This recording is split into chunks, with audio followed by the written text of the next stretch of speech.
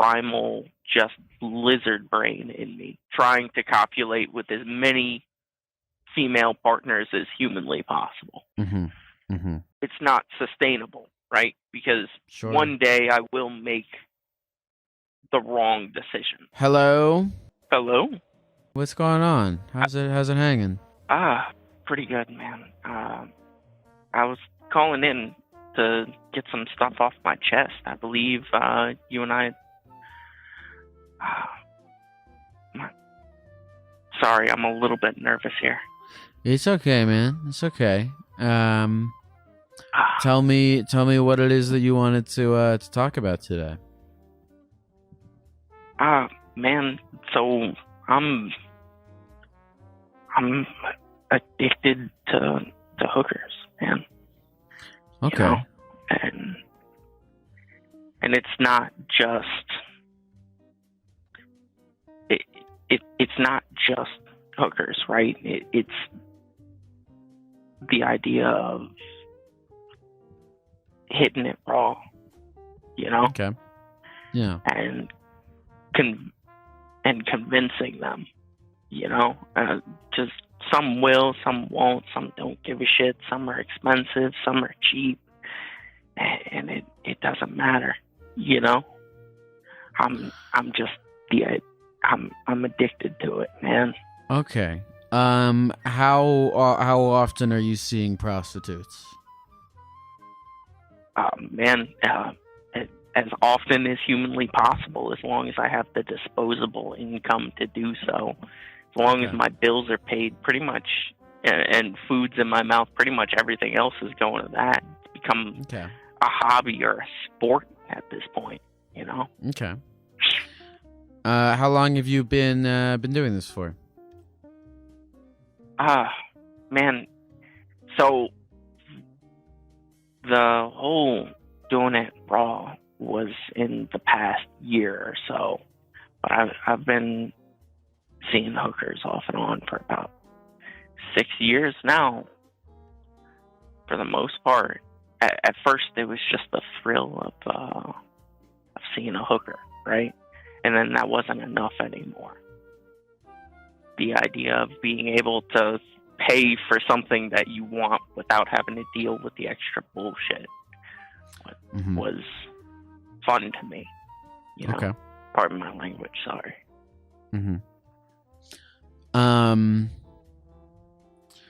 And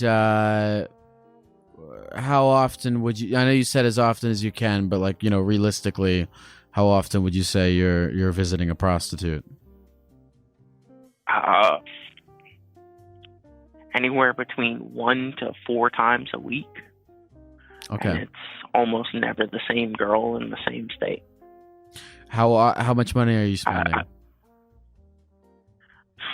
This year alone, probably about 30 to 40 grand. Okay. So I mean, if we were to get into this here, what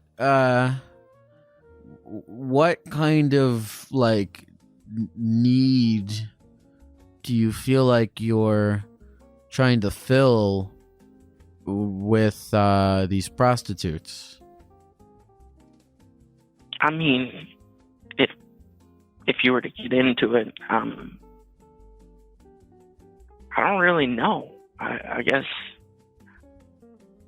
the excitement my day-to-day lacks, you know, because like I said, it's like a sport to me. It's something that excites me when it's somebody I've never met before. You know, it's a total stranger. It's that rush of meeting somebody new and doing the most primal thing a human being can do. You know? Mm-hmm. Yeah, sure. I mean, there's definitely like a, you know, some kind of a novelty dopamine chasing thing going on, for sure. But I mean, now, what were you gonna say? No. Go ahead. It's fine. Okay. Now you said that you're chasing some kind of excitement that you feel like is not present in your life, right? Yeah, I do. Okay. Tell me about your life outside of your prostitute addiction. What do you do on a daily basis? What is your life like? Man, so I work by myself, right? Day in, day out. I'm all alone from, sun up to sundown, and I'm stuck with my thoughts of previous endeavors, previous actions, Mm-hmm. And I get a chance to think a lot. Okay. And I think that's what drives me to it so much, right? Is I'm left alone with my thoughts so much, no human interaction throughout the day. I need that little bit of extra excitement, I guess. Yeah. Maybe it's boredom, or possibly even just my addictive personality, But yeah. I think one of the things that sex provides is like time. Is that it's a very as you were talking about, it's a very primal in the moment thing. When you're having sex and you're, focused on someone's body, your thoughts kind of dissipate, and you're in your sex brain, and you're very focused on one particular thing, and that can be an attractive notion, and you could really say that about a lot of addicting things. I'm sure you could say that about drugs and alcohol and video games and anything that we use to take our minds off of the thoughts that we're trying to avoid. Go ahead. I was going to say the crazy part is I was able to give up the rest of that stuff, right? Like I used to be addicted to, all sorts of different things. I was addicted to drugs. I was addicted to cigarettes, this, that, and the other. And I gave it all up, for a good long time. And I'm still clean and sober to this day. And this is just a recent thing. It was like as soon as I started making good money, it was like I needed to spend it as fast as humanly possible, because I'd been so poor for so long. I found just a really good paying job, and I guess that's where it all started, right? Mm-hmm. Now, is there is this fulfilling a thing for you that is purely sexual, that is purely about achieving a sexual gratification, or is there an element here of trying to satisfy a need for intimacy? I wouldn't say it's purely sexual, though I would say that it's a good portion. I mean, okay, there is a bit of the intimacy factor that goes with it, because like I said, I am alone all day, blah, blah, blah. And, I'm alone from anywhere for a couple of weeks to a couple of months at a time while I'm working. So, it depends. But I would say a majority of it is the ideal of the primal, just lizard brain in me. I trying to copulate with as many female partners as humanly possible. Mm-hmm. Mm-hmm. You said that you have like an addictive personality, so this is kind of like this kind of like excess and never-ending desire to be filled is something that's been like a constant throughout a lot of your life. Yeah, I would say so. It started out with, cigarettes when I was young, super young, probably, I don't know, 9, 10 years old. Started with cigarettes, and then it was weed, and then it was drinking and weed. Then it was, coke and ecstasy, and next thing I know, I'm homeless under a bridge shooting crystal meth. Okay. I lost everything. I lost absolutely everything. And you're not homeless currently. You said that you have a job and you're making money now. Oh yeah, I make well over 6 figures now. Okay. I've got my life together. I've got a nice place. I'm fully furnished. I'm almost never home, but I mean, I got a really nice place for when I do get a chance to go home that I get to enjoy. And even through all of this, I'm still able to save money and set it aside to be able to save up and try and do something for the future, investments, get a house, etc., etc. So let's talk about this. The part that's No, go ahead. I want you to finish your sentence.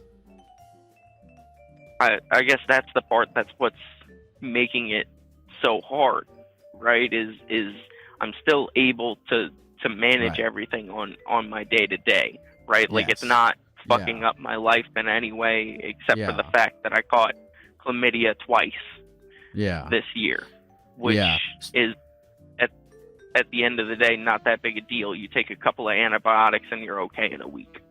Okay. Yeah, so that kind of leads into the question I was going to ask you, which is like, okay, so you have this, addiction to seeing prostitutes, and it's a difficult thing when you have an addiction of some kind or a problem of some kind, but yet you're able to be functional. And you're making money, and you're have all these aspects of your life that are going well in spite of this problem that you have. It makes it really easy to go, well, if all these other aspects of my life are going well, is this problem even really a problem? And then that kind of demotivates you in your desire to fix it. So I want to know, from you, if you had to really think about it, and you called in to me and you wanted to talk about this, and I can tell that you're identifying this as a problem. What to you are the ways in which this is negatively impacting you?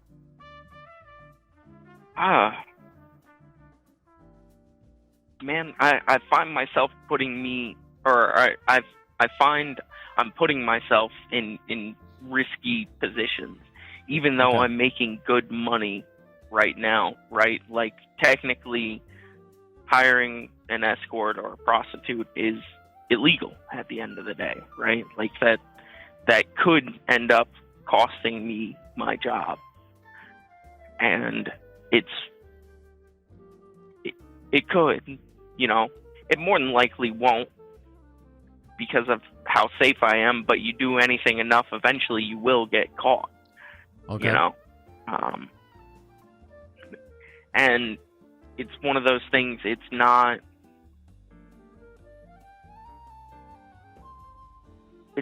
sustainable, right? Because one day I will make the wrong decision, right? One day I'll hook up with the wrong girl, and maybe, just maybe, probably won't, but maybe I'll catch something that's incurable.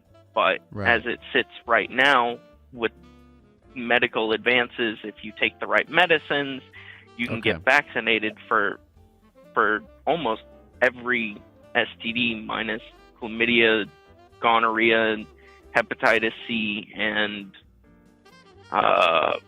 what is it? The syphilis, HIV, right? And well, you can take a pill to prevent HIV. Actually, as long as you're not sharing needles with somebody, you can take a pill day in and day out. And I've been on that pill this whole time. So you've been on this HIV. pill. It's like it's called PrEP. So things are okay now. You haven't caught in any serious diseases. You haven't lost your job. You still have a nice place. You're still saving enough. It's not destroying you financially. But in your mind, you're aware of the fact that this is not going to be sustainable forever, and that if you don't fix the issue now, you know that you're going to wind up into some trouble later. Correct. Yeah. Yeah. So what if anything have you done to try to mitigate this, or to try to fix this issue? It's okay if the answer is nothing. Not necessarily nothing. I've tried to bury myself in work, so I have less time to be alone with my thoughts. Yeah. But all that does is make things worse, because then I have more disposable income. Okay, so let's talk about this real quick. Yeah. I'm sorry to cut you off, but it sounds like, and I'm not a real therapist, I'm playing armchair therapy here, but I'm just kind of, going with you about what I'm observing is like, when you're like addicted to shit and you're looking for things to take you away from your thoughts, it's like, well, okay, I was into weed and I was into crystal meth and all these things to like get away, and now prostitutes is my thing to get away from my thoughts, and now I'm gonna dive really deep into my work to get away from prostitutes, to not be just it's all of it becomes this way to get away from, as you keep bringing up, being alone with your own thoughts. And it's like a game of fucking whack-a-mole or something, where you're just substituting various things to get away from your own thoughts, which is a natural thing to do. I don't, you don't have to be a crystal meth addict to be, getting away from your thoughts. I think getting away from your thoughts is something that everyone tries to do, and I think there are various healthy/unhealthy ways of doing it. But let's explore this for a second. What about your thoughts is so terrible that you need to get away from them so badly? Damn, I haven't even thought about that in so long. If I were to be honest, I guess I sit there and replay specific events in my life that have negatively impacted me. Specifically when I was real young, when Bitcoin was first coming around, I really wanted to invest. I had about $3,000 I wanted to invest in Bitcoin way back when. My family was like, no, save that for college. Save that for college. I went to college and I dropped out almost immediately. I went to 2 semesters. I went to 1 semester. I spent that $3,000 on that 1 semester, and then I never went back. I got good grades. I didn't have the funds to be able to facilitate something like that at the time without a full ride scholarship. I was smart enough and I was dedicated enough. The money wasn't there. And so that was something I never pursued. So if I could stop you for just a second. So in general, these thoughts that you're getting away from, would it be fair to say that a lot of these thoughts that you're trying to get away from are comprised of ruminations on past mistakes, and that those ruminations are painful for you?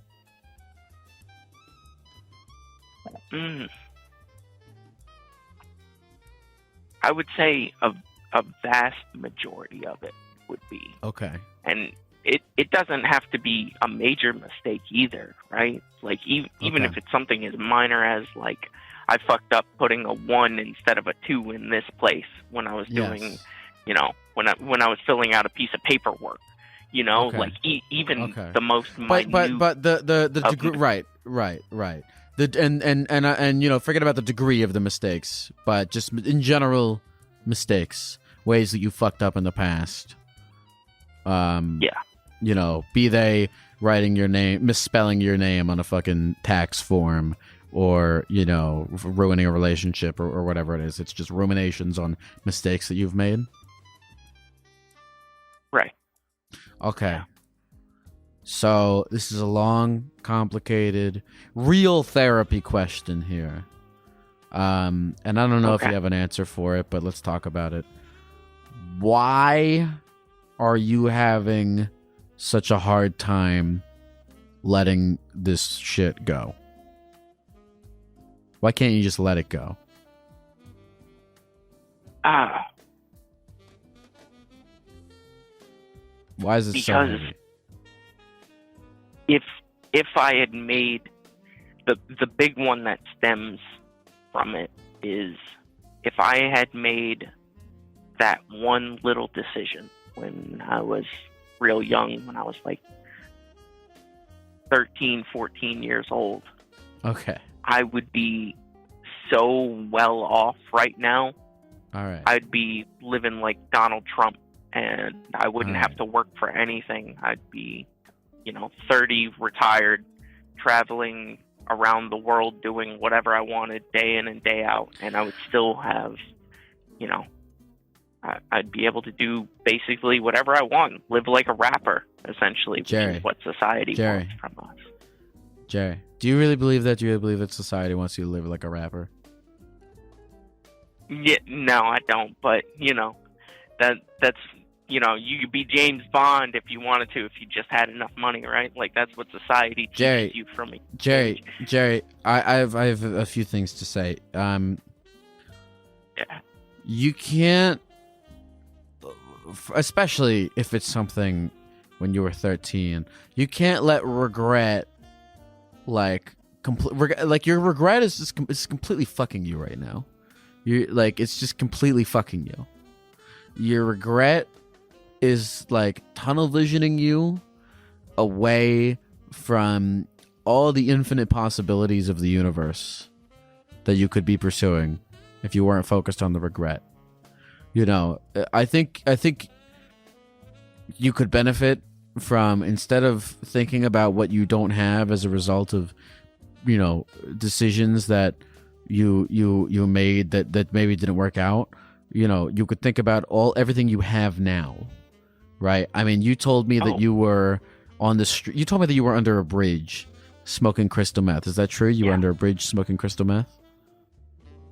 Yeah, about a little over 3 years ago. Yeah. Okay. That's about how long you were under a bridge smoking crystal meth, and now you have a job that gives you 6 figures, and you have an apartment. You have such a great. You're working off of such a great base. You're working off of such a great base for your life, and instead of appreciating the position that you're currently in, and ideating on what you can do now from here, from where you actually are, living in reality, which is great reality. You live in a great reality. How often do you really think about that? You live in a great reality. You have a great base to work off of, and to sit there and regret that you didn't make the right decision when you were 14, and that you're not living like a rapper now, is such a mistake, Jared. It's such a mistake. Yeah.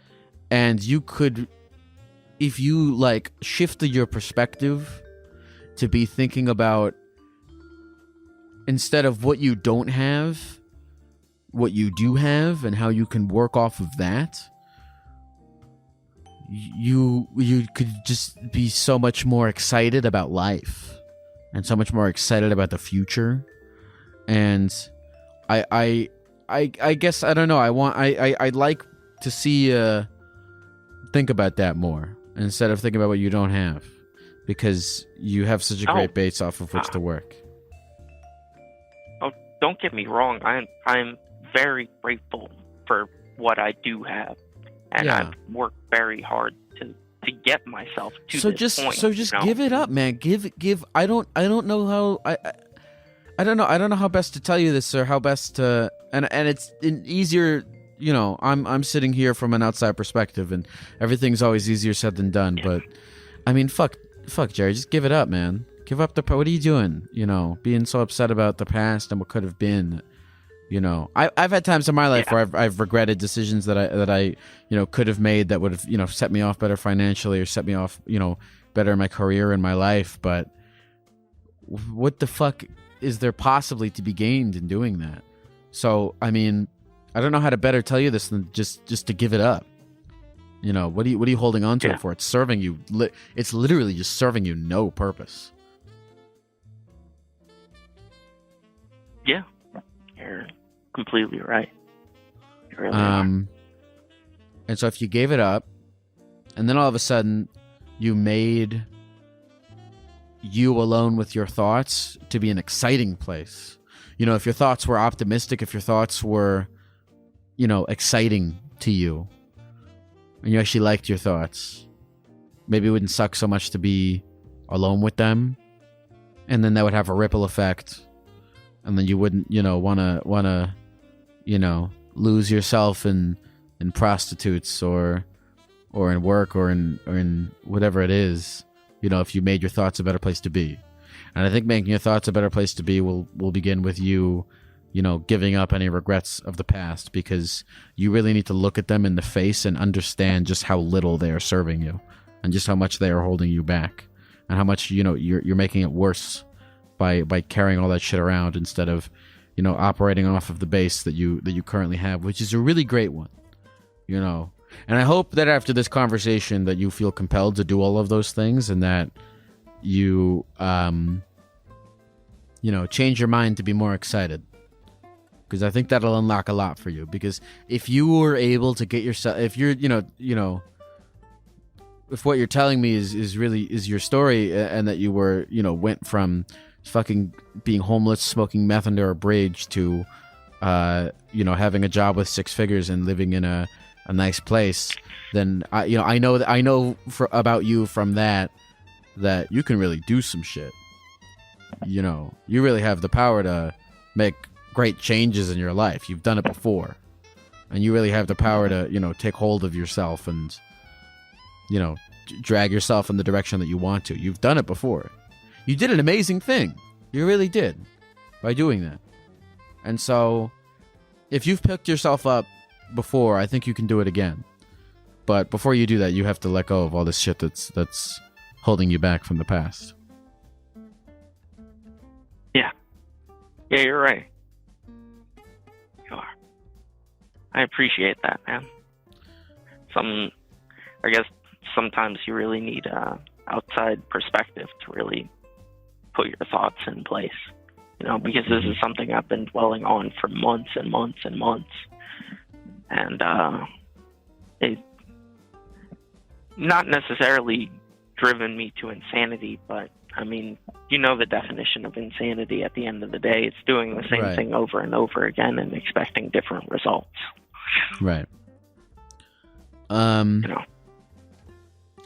Jerry, I wish you good luck, and I hope that you're able to, let go of these things. And I think you have a track record of being able to help yourself pretty well, and I think that will continue. And I think that you'll be able to find yourself in a good place if you can give up, the regrets you have of the past. Is there anything else that you want to say to the people of the computer before we go? Or, any aspect of this that you wanted to clear up before we go? Yeah. Man, if you are out there struggling with addiction, and you're one of the few people, or you're one of the people, the millions around the world that are struggling with addiction, don't be afraid to ask for help and to try and pull yourself out of that position. It'll be one of the best decisions you've ever made. I might be struggling with my addiction again now, but there was a time where I was more healthy than I am now. And that's okay. Being sick is okay if you're struggling.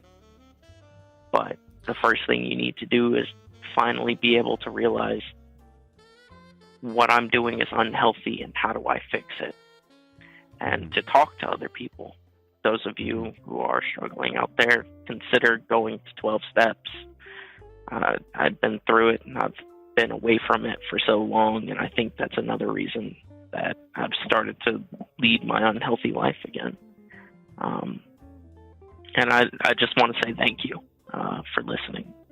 I appreciate it. Hey, thank you for sharing, Jerry.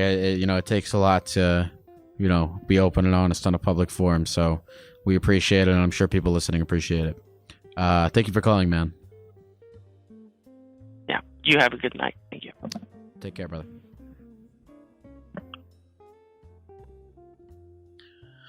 It's interesting. Every time I get into something like this, I always think about how it's manifesting in my own life, and I'm thinking about I think the best mindset you could really have is like, okay, what now? What can I do with like what can I do with where I'm at now? What now is a great mindset to have, because it's not stuck in the past. It's not stuck on some shit that you can't control. It's a very high locus of control mindset, and I'm thinking about how that's manifesting in my own life.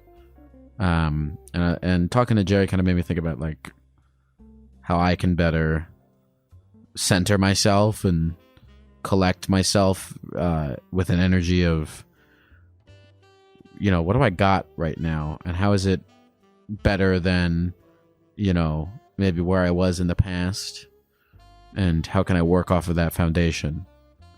So I'm gonna think about that myself. Thank you again, Jerry, for sharing. Hello. What's going on?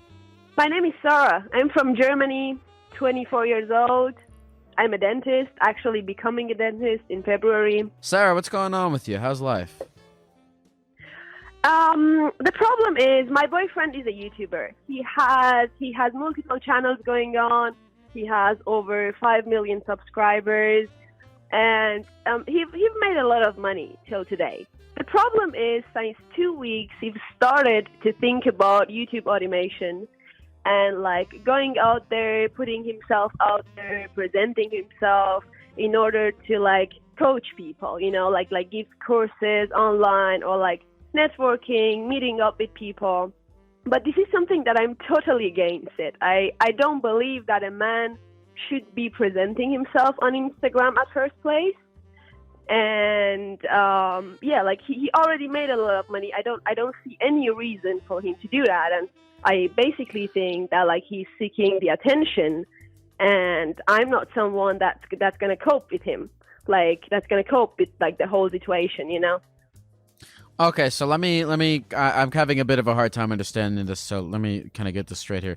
So your boyfriend is a YouTuber. What kind of videos does he make? Exactly. He makes like true crime videos, like extreme videos, this kind of thing. But his main focus is on true crime. Okay, so your boyfriend makes true crime videos on YouTube, and he is teaching YouTube automation courses. What is that?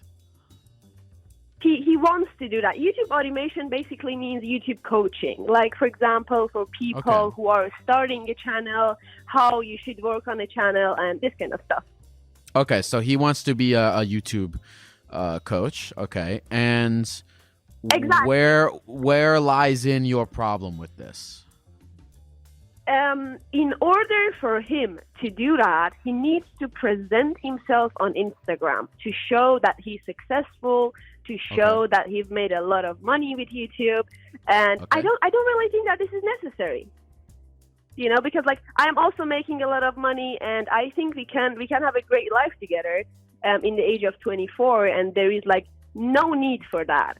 But we had like serious problems about him wanting to do that.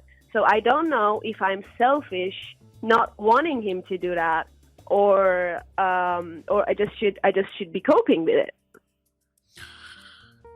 I guess I'm having a really hard time understanding why exactly you're upset by your boyfriend presenting himself in a certain way on Instagram to, show that he is qualified to coach other people in YouTube?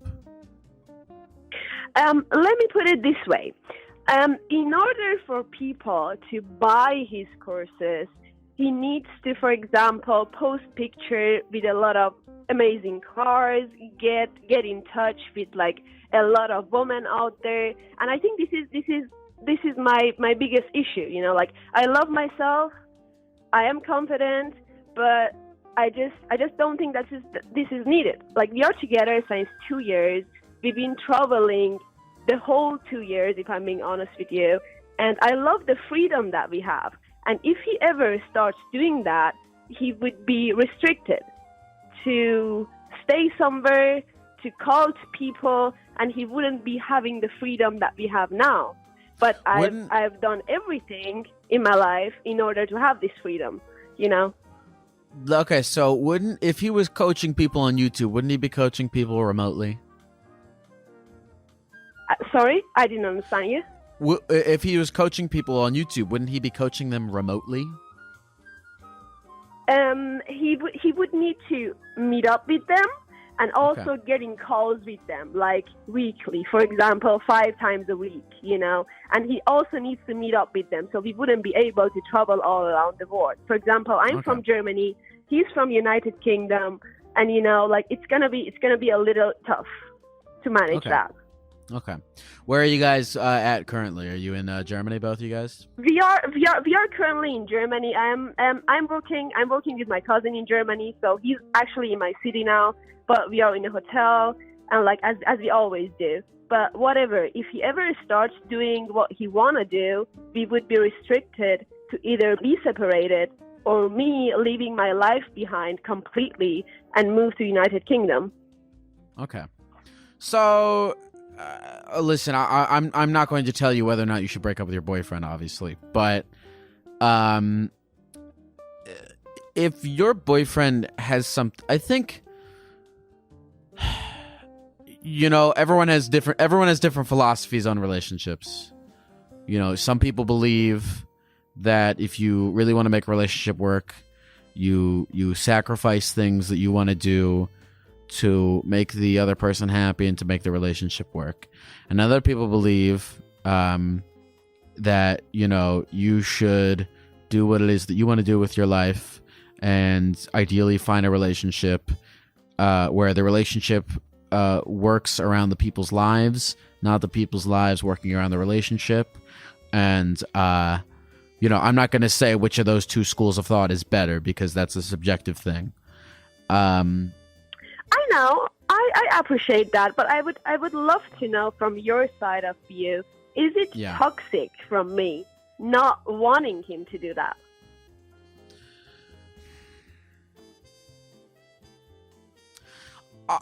I think ideally, if you really love this guy, sure, it's a subjective thing, and I will give you my subjective opinion.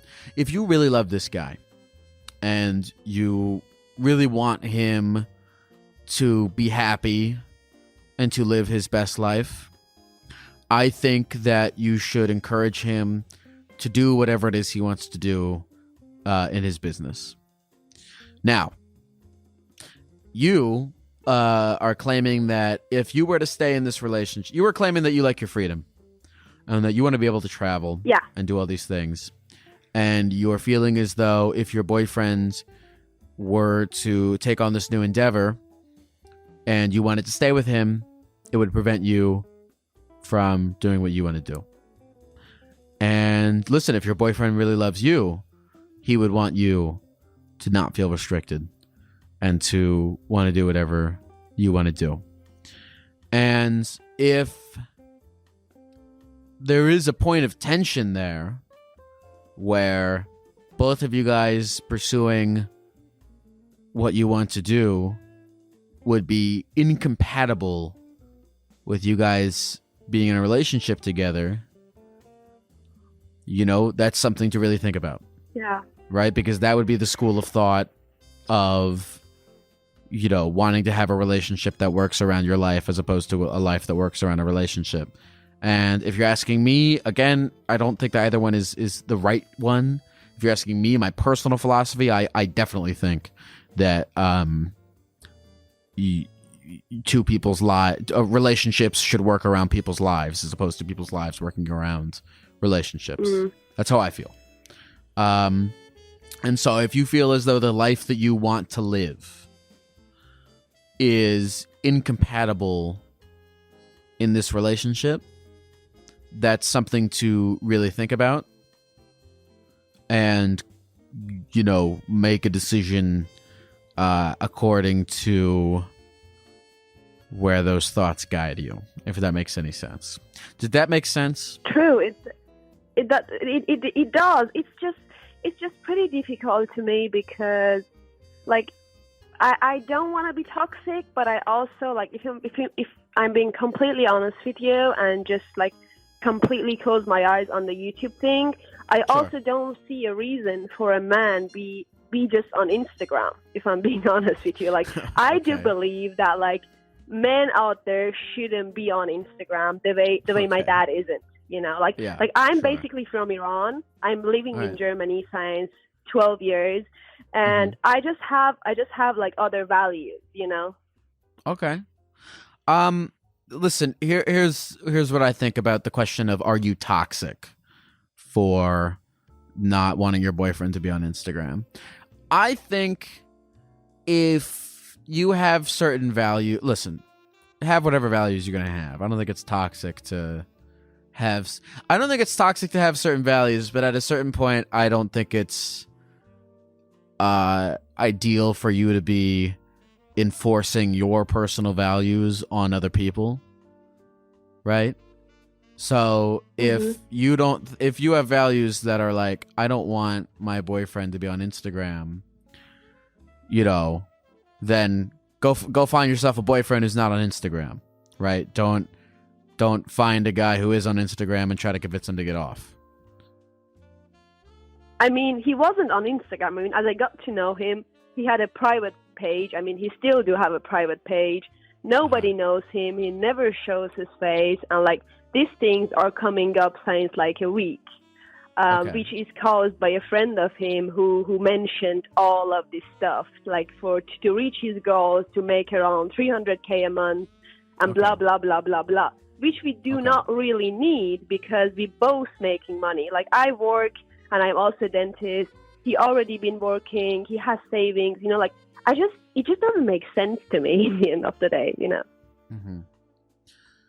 Well, Sarah, I'll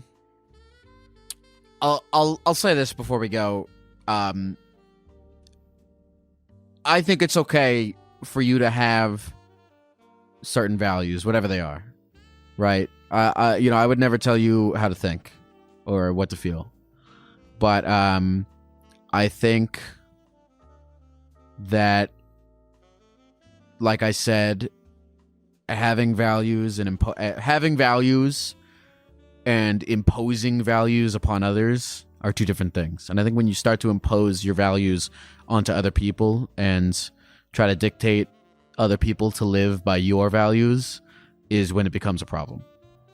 And so I think you should, and also I think people change, right? So maybe when you got into this relationship with this guy, you guys had similar values.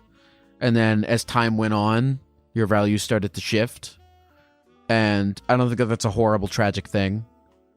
But you guys should, you know, have an open and honest conversation about what it is that you value and see if you're still on the right track. And if you're seeing a lot of dissonance in each other's values, and you're seeing that your lives are no longer compatible with this relationship, then, you know, you should think about that. That's what I'll say about this. True. That makes sense. I guess I just need to have a more clear conversation with him and just tell him how I feel about it all and if it would work or if not. Right. And to that degree, like, you can't change him. You can't when you're asking is it toxic, you can't force him to not have an Instagram. You can't. Believe me, I don't want. You can't force him to not have Instagram. You can't dictate how he's going to act, but you can look at how he is and how he's acting and what choices he's deciding to make in life, and decide for yourself that those choices and whatnot don't align with your values, and then make the decision to terminate the relationship. That's within your control, right? That's you controlling your own actions, but you can't impose your values upon him. That's what I'll say. You're right. Sarah, is there anything else you want to say to the people of the computer before we go, or any other aspect of this that you wanted to talk about? No, I'm really grateful for your advices, and I will be thinking about them, and for sure I will talk to him about it. Well, thank you so much. Thank you so much for your time. I enjoyed my time also a lot. Awesome. Thank you very much for calling, Sarah. Bye. Bye-bye. There's an interesting one, because, I don't know. I guess I could just reiterate what I said, which is like, look, if you have a certain, I don't really care what people believe. I really don't. I don't care if people want to believe things that I think are unreasonable. I kind of don't. I really do feel like people should be entitled to believe or value whatever they want, even if it's, like, by my opinion, crazy or unreasonable. People can value whatever they want in life. Again, the chief issue becomes when they try to impose their values upon others. That's where, like, a lot of, I'm gonna get whatever here, but that's where, like, human conflict comes into play, right? Like, there's a general belief, I think, that most people have, that you can do and think and say and feel however it is you want in this world, as long as you're not affecting other people or imposing that upon other people. And I hope that Sarah makes the right decision that results in the maximum happiness for both her and her boyfriend. Hi. Am I live? We're live. Oh, hello. Katie, what's going on with you? How can I get you today? Hi. I am calling because I have this weird thing. I mean, I don't know if it's weird, but I am obsessed with 9/11. And it's not like an ironic thing. I genuinely am, like, super interested in it, but people in my life think I'm making a joke of it, and I'm completely serious.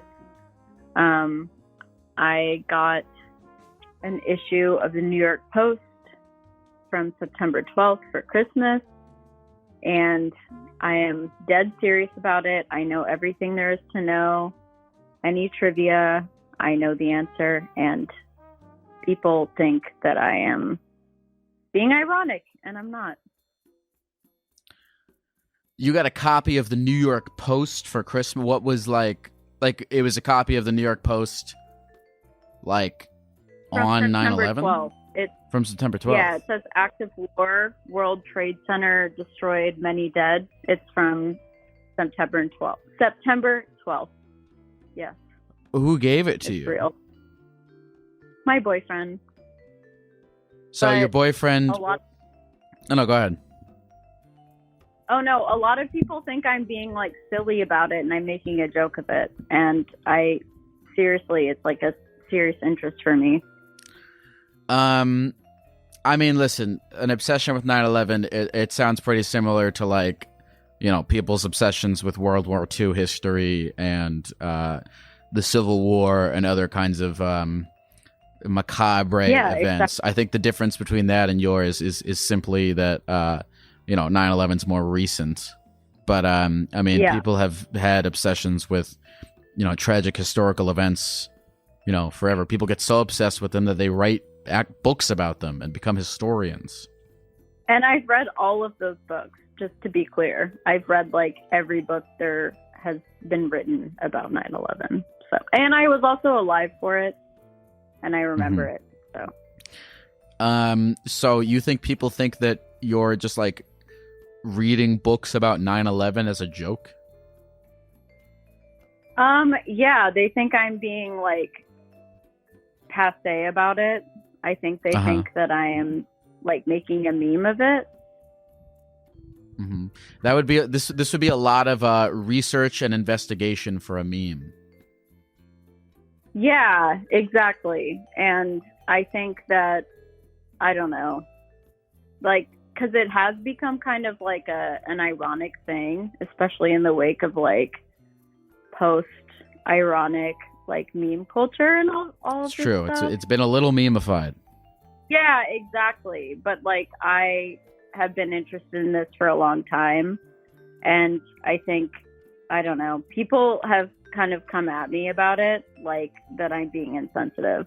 So I don't really know how to navigate my interest in it with the kind of modern culture of the interest and the kind of meme shit. You know, I had a phase for a little bit, every now and then, where I become obsessed with Columbine. Yes, been there. Oh yeah, or like shootings and stuff. I think everyone has that, like this. I don't know where it comes from. This dark, like The morbid curiosity. yes, the morbid curiosities. What was I going to say here?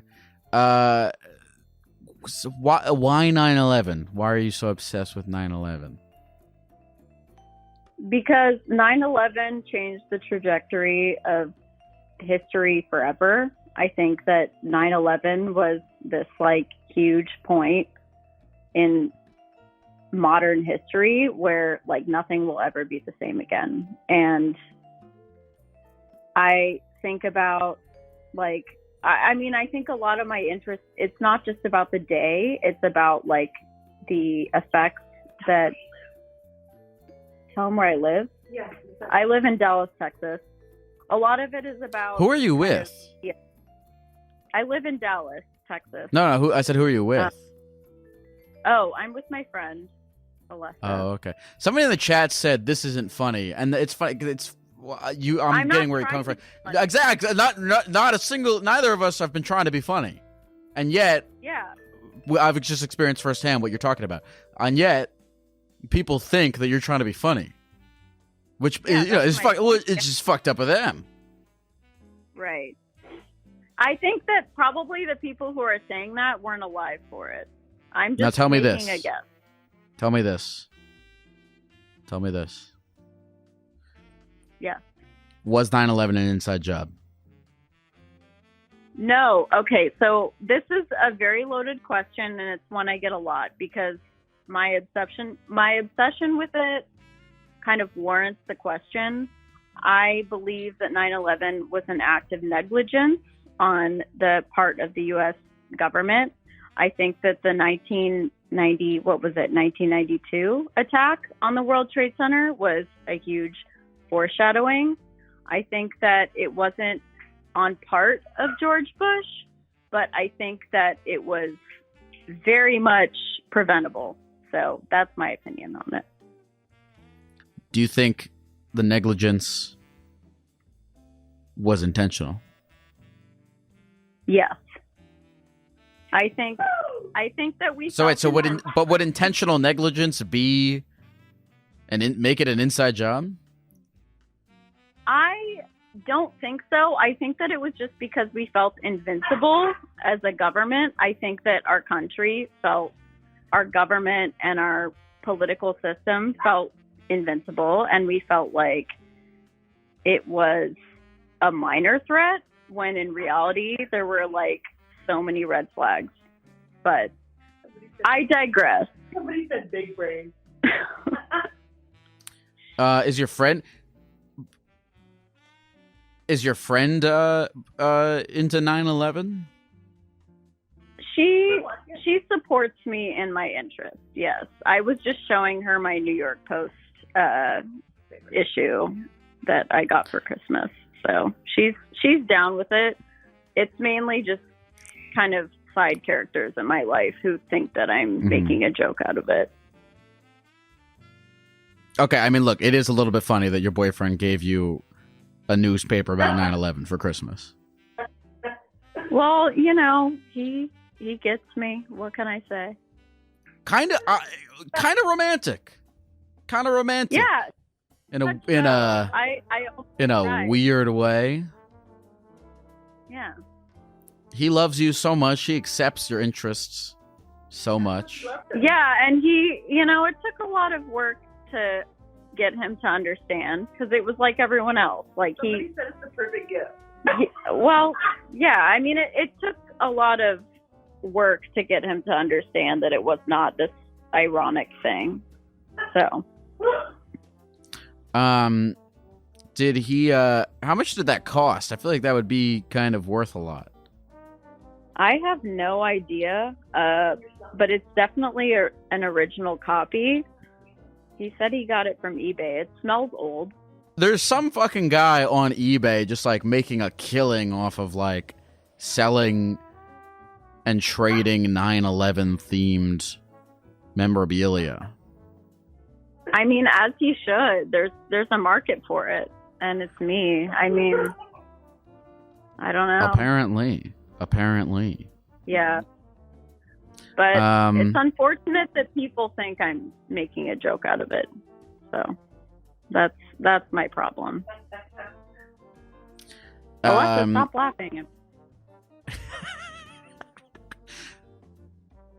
Does any part of you hope that there's a second 9/11 so that you have more things to read about? Absolutely not. I am a pacifist.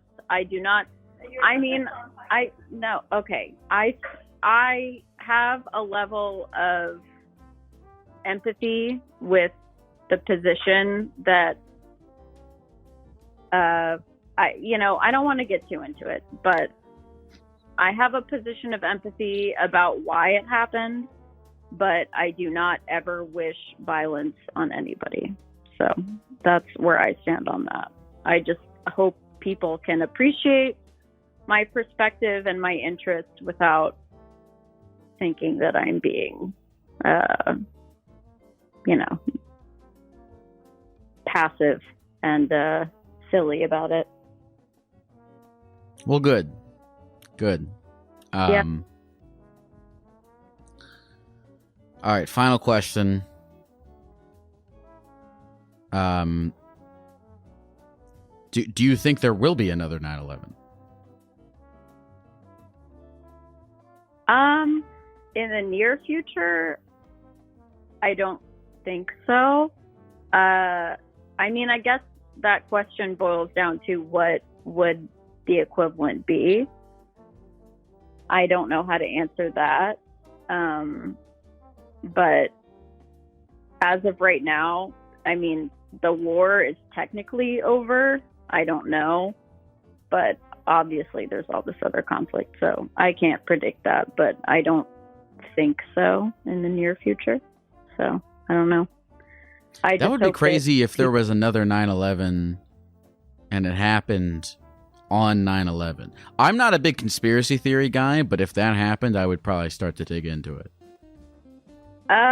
Yeah, I mean, that would be iconic. I can't lie. I mean, not in a good way, but no. Well, we can end on that. Katie, thank you very much for calling. Is there anything else you want to say to the people of the computer before we go?